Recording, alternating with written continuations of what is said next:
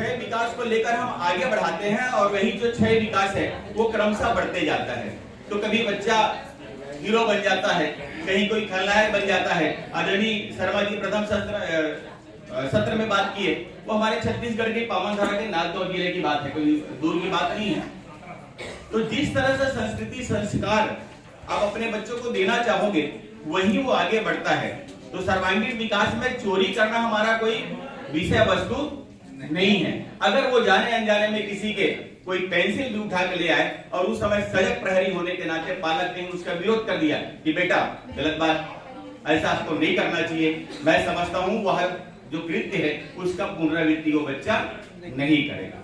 तो क्षय विकास में हमारे शारीरिक विकास, मानसिक विकास, ज्ञानात्मक विकास, स्वास्थ्यगत विकास के अलावा और दो विकास है, औपचारिक विकास, अनौपचारिक विकास। समस्त विकासों के लिए केवल शिक्षक सोचता है और अपने विद्यालय में अवसर प्रदान करता है, उसका आंकलन हमारे पालक को नियमित करना चाहिए कि बेटा पढ़ाई के अलावा आज आपके विद्यालय में और क्या हुआ। तो बच्चे बोले आज हम लोगों ने कबड्डी खेले, खो खेले, आज हमारे यहाँ हमारे शिक्षक गीत गाने के लिए सिखाए, आज हम लोगों ने मिट्टी के मूर्ति कला पर बात हुई, जितने भी हम लोग शनिवार, आज हम लोगों ने पेंटिंग किए, पेंटिंग में हम लोगों ने यही विषय दिया, उसमें ये जीते, मेरा भी ठीक था। देखिए इस बात को थोड़ा, मेरा भी ठीक था लेकिन मैं यहां पर चूक कर डाली, टमाटर को मैंने ग्रीन में रंग दिया था। ऐसा होता है कि नहीं होता? मतलब बच्चा अपने चूक है उसको वो पहचानता भी है और उन्हीं पहचानों को समझाते हुए बेटा हाँ नहीं तो तू ही पहला आ जाता, और उसके वो ड्राइंग पेंटिंग को देके उस क्षेत्र में आगे बढ़ाने के लिए उसको सहयोग करे। शैक्षिक विकास के साथ साथ अन्य विकास को समझते हुए बच्चों को सहयोग करना। अगर कोई बच्चा बहुत अच्छा खेल में अभिरुचि रखता है, खेल खेलता है, तो पालक का एक दायित्व होगा उनको उस क्षेत्र में आगे बढ़ाने का प्रयास करें।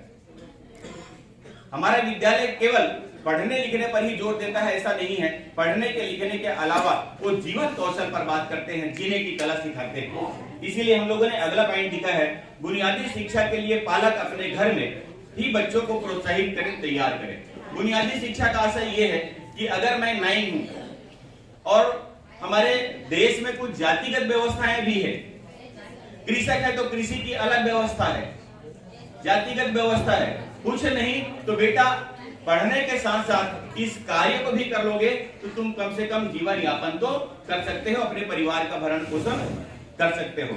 हमारा जो बस्ता विहीन कार्यक्रम है, जैसे सर ने बोला कि शुरुआती दौर में बहुत अच्छा परिलक्षित हो रहा था, अब कोई बहुत अच्छा उसका असर विद्यालय स्तर में नहीं दिख रहा है। तो ऐसे बच्चों को हम तरह से और सतत काम करवाएं। अगला व्यवसायिक विकास के लिए स्थानीय व्यक्तियों का सहयोग लेना। हम लोगों ने एक पिक्चर देखा कुम्हार, तो कुम्हार का जो काम है वो कुम्हार ही करे ऐसा नहीं है। चाक चलाने की अगर मुझमें जिज्ञासा है तो मैं भी चाक चलाऊं और उससे दीपक गमला आदि गढ़ने का मैं भी प्रयास कर सकता हूं, ये मेरे जीवन यापन का साधन हो सकता है। लेकिन कुम्हार अगर कोई बच्चा है तो उनको हम बेसिक एजुकेशन के दृष्टिकोण से, गांधी जी के जो बुनियादी शिक्षा है उस दृष्टिकोण से जीवन कौशल के विकास के लिए हमको उनको चिंतन कराना चाहिए। ये बात हम पालक तक बात करेंगे और पालक बच्चों से बातचीत करके अपने साथ जोड़ने का वो प्रयास करेंगे।